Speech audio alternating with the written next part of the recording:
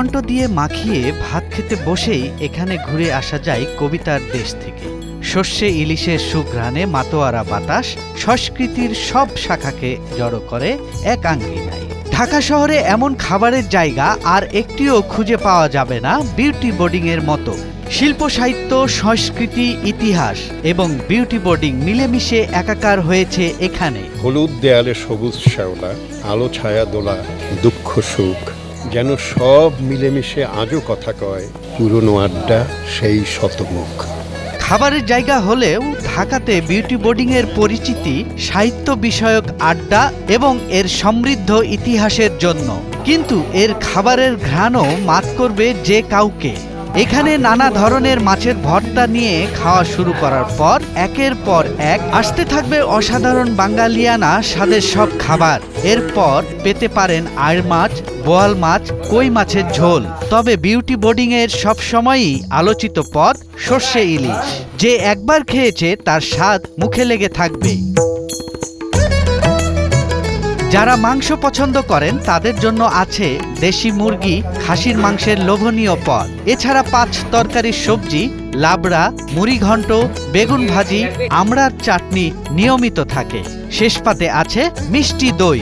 গত শতকের 50-60 দশকের শিল্প সাহিত্যের অঙ্গনের মানুষদের মিলন মেলায় পরিণত হয়েছিল বিউটি বোর্ডিং। 50-এর দশকে 2 ভাই নলিনী মোহন সাহা ও প্রহ্লাদ সাহা মিলে তৈরি করেন বিউটি বোর্ডিং। বিউটি নলিনী বাবুর মেয়ের নাম, তার নাম অনুসারে রাখা হয় বিউটি বোর্ডিং এর নাম। পুরান ঢাকার বইপাড়া হিসেবে খ্যাত বাংলা বাজার ঢুকে একটু সামনেই শীষদাস লেন, আর সেখানেই অবস্থান এই বিউটি বোর্ডিং এর।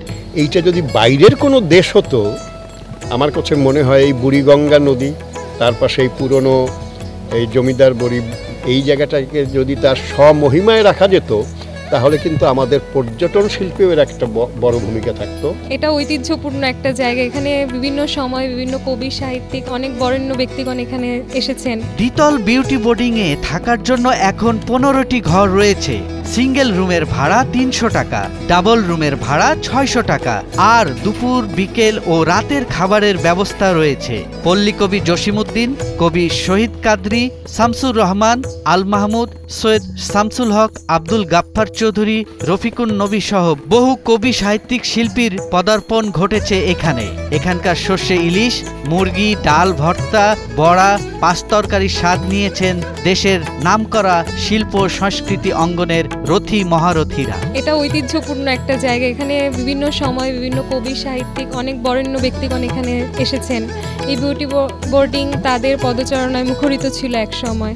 অনেক ঐতিহ্যের ধারক ও বাহক এই বিউটি বোর্ডিং। আমার অনেক স্ক্রিপ্ট, গল্প এখানে বসে বসে লেখা। বিউটি বোর্ডিং এর খাওয়া, বিউটি বোর্ডিং এর আড্ডা ছাড়া বাংলাদেশের শিল্প সাহিত্যকে কোনদিন আপনি লিখতে পারবেন না। এখনো আশপাশ ও দূর দূরান্ত থেকে অনেকেই আসেন, পুরনো আড্ডার আমেজটা উপভোগ করেন, সাথে টাটকা খাবারের স্বাদ নেন। মূল কথা যেটা সেটা হয়েছে যে আমরা যেহেতু এ কালের না সে কালের লোক, তো আমরা আমাদের ব্যবসা সে কালেরই, তাহলে আমাদের চাহিদাটা মূলত অত্যন্ত সীমিত। আমরা আসলে মূলত চাচ্ছি যে জিনিসটা ভালো, নিজেরা বাজার করি, নিজেরা রান্না করাই এবং তারা এ থেকে সব কিছু করি এবং ভালো জিনিস খাওয়ানোর চেষ্টা করি এবং একটা সীমিত লাভের ভিতরে আমরা কোনোভাবে চলে আসি, টিকে আছি। এখন ঐতিহাসিক ও দর্শনীয় স্থান হিসেবে সবার কাছে সমাদৃত এই বিউটি বোর্ডিং। নিয়মিত জমজমাট আড্ডা আর তা থেকে তৈরি হতো কবি, সাহিত্যিকদের সৃষ্টিশীল কর্মকাণ্ড। এখানকার আড্ডাবাজদের বিউটিয়ান নামেই আখ্যায়িত করা হতো।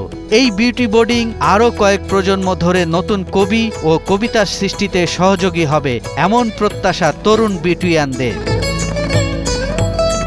সৈয়দ রাশিদুল, 71, ঢাকা।